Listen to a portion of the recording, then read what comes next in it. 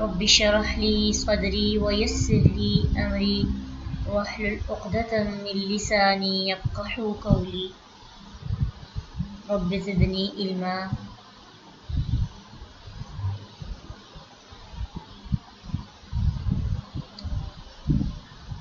مرکب جاری اس کی کچھ مسنگ ہو گئی تھی، انشاءاللہ آج پھر یہی پڑھیں گے ہم۔ مرکبات میں جو ہم نے مرکب ناقص کی اقسام پڑھی تھی، مرکب توصیفی اور مرکب اضافی، مرکب اشاری اور لاسٹ ہے مرکب جاری۔ تو مرکب جاری کسے کہتے ہیں؟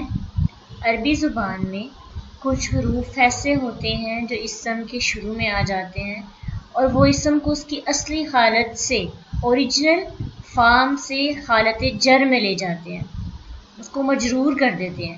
تو ان حروف کو حروف جارہ کہتے ہیں، اور یہ جن اسماء پہ آتے ہیں، یعنی جن اسماء کے شروع میں آتے ہیں ان اسماء کو مجرور کہتے ہیں، اور پھر یہ جار اور مجرور مل کر مرکب جاری بن جاتے ہیں۔ مثلا ہمارے پاس دو لفظ ہیں نا، ایک ہوگا جارہ، ایک ہوگا حرف جارہ، اور ایک ہے جس کے اوپر وہ آیا اور اس کی وجہ سے اس کو اس نے زیر دے دی ہے، اور جس کو زیر دیا وہ مجرور ہو گیا، تو جار اور مجرور مل کر مرکب جاری بن گئے۔ تو ان حروف کی کل تعداد 17 ہے، لیکن قرآن میں صرف 11 حرف جو ہیں استعمال کیے گئے ہیں، 11 حروف جو ہیں قرآن میں یوز ہوئے ہیں۔ ہم ان کا لفظی ترجمہ اور ان کا استعمال چیک کرتے ہیں تو پھر ہمیں پتہ چلے گا کہ کس طرح سے ان کا یوز کیا جاتا ہے۔ اور یاد رکھیے کہ عربی زبان میں کوئی بھی لفظ ہے یا کوئی بھی حرکت ہے یا لفظ ہے، اعراب الحرکت یا اعراب الحرف اگر حالت جر میں ہو تو اس کی صرف 2 وجوہات ہو سکتی ہیں۔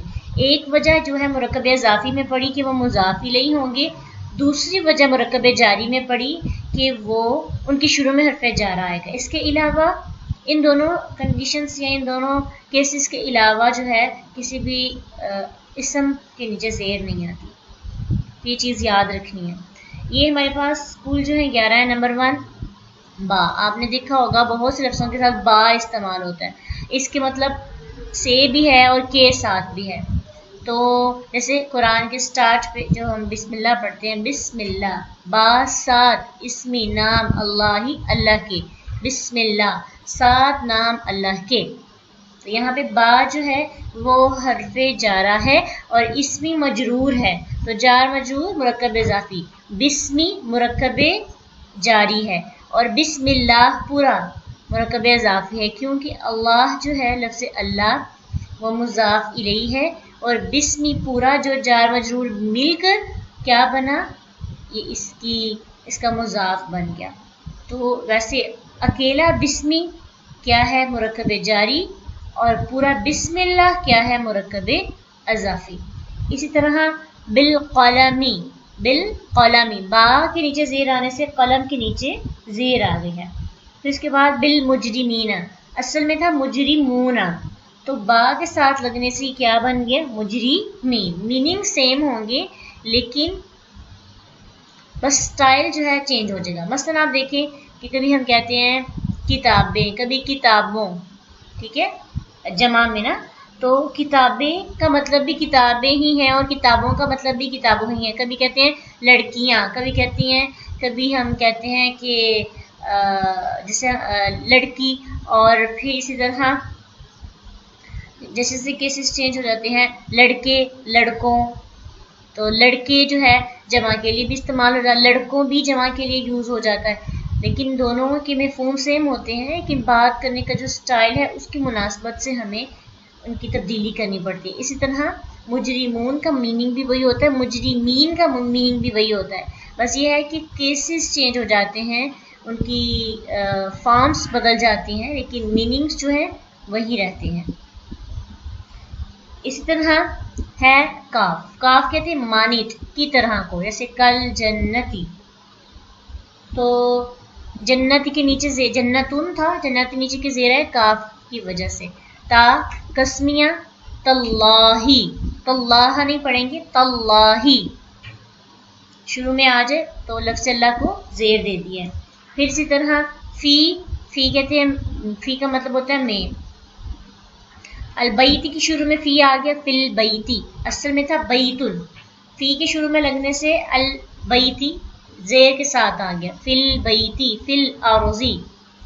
اسی طرح واو قسم سے، یعنی یہ واو دو طرح کے ہوتے ہیں، قسم کے لیے بھی استعمال ہوتا ہے اور عطف کے لیے بھی ہوتا ہے. عطف کہتے ہیں دو جملوں کو اینڈ لگاتے ہیں نا، دو جملوں کو آپس میں ملانے کے لیے، اور دوسرے جملے کی بات کا تأثر جب پہلے جملے کا اثر دوسرے تک جاتا ہے تو ان کو آپس میں جیسے کنجکشنز استعمال کیے جاتے ہیں، ویسے ہی عطف کے لیے انگلش میں اینڈ استعمال ہوتا ہے تو واو یوز کیا جاتا ہے.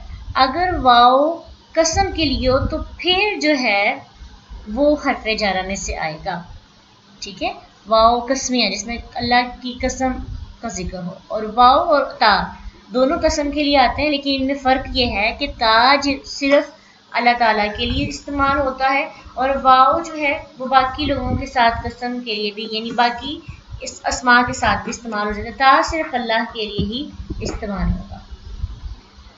جیسے انگلش میں بائی یوز کیا جاتا ہے اس کی مثال رکھتے ہیں، واللہ بھی ہو سکتی ہے، ورب الکعبتی رب کعبہ کی قسم.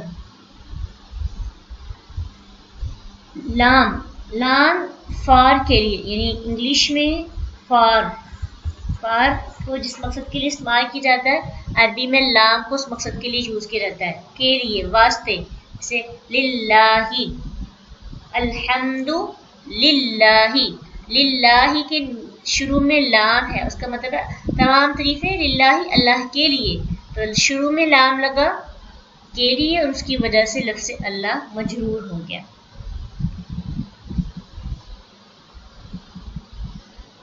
حتی یہ بھی قرآن میں استعمال ہوتا ہے، یہاں تک، اور اس کی انگلش میں جو میننگ ہے انٹل یا ٹل.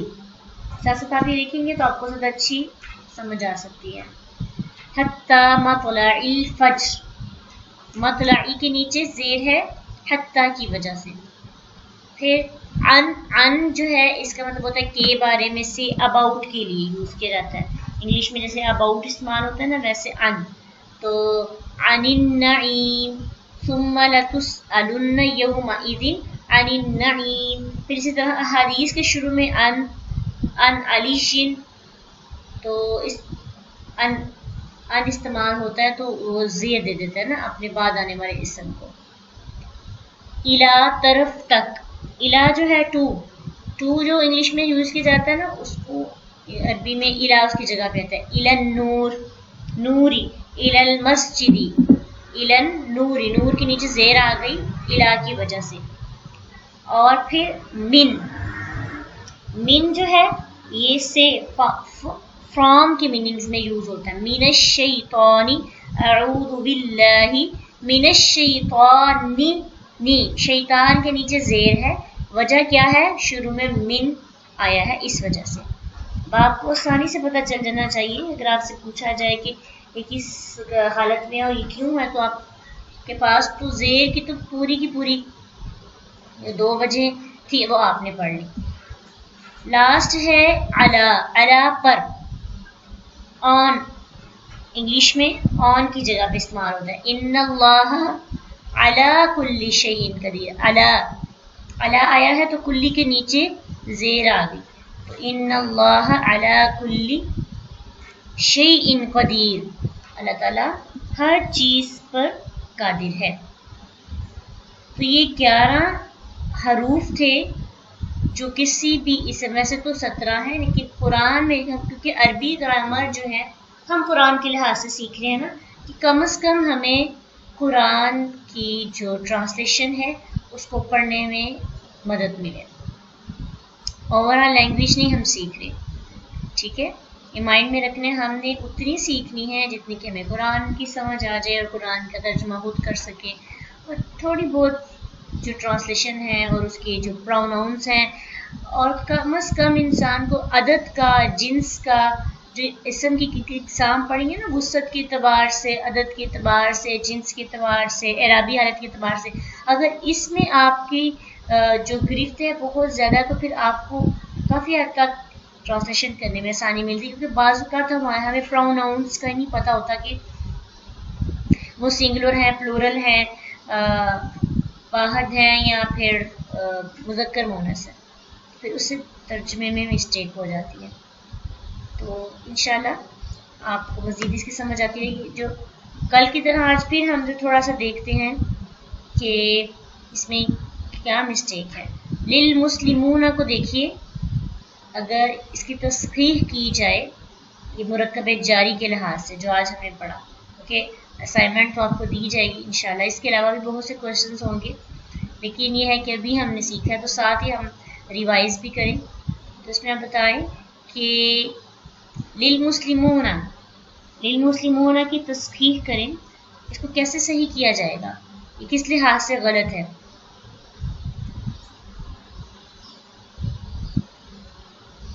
حالانکہ مسلمون کا مطلب تو مسلمان ہے، سب کے سب مسلمان، تو اس میں تو کسی قسم کی مسٹیک نہیں ہونی چاہیے نا، لیکن یہاں پہ غلطی نظر آ رہی ہے۔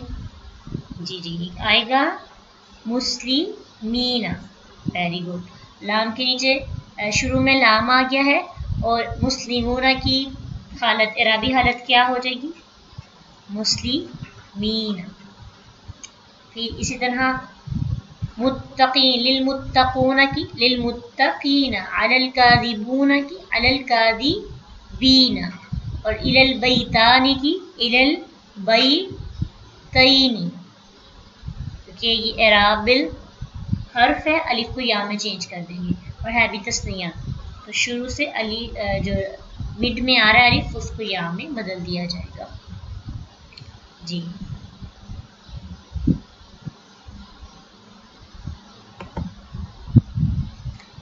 یہ آپ کے مرکبات کمپلیٹ ہو گئے ہیں، انشاءاللہ اس کے آپ کے فائنل اسائنمنٹ ہو جائے گی۔ تو کل ہم شروع کریں گے سینٹینس مرکب ناقص پڑھا نا، تو ہم مرکب تام پڑھیں گے جس کو پراپر سینٹینس کہا جاتا ہے۔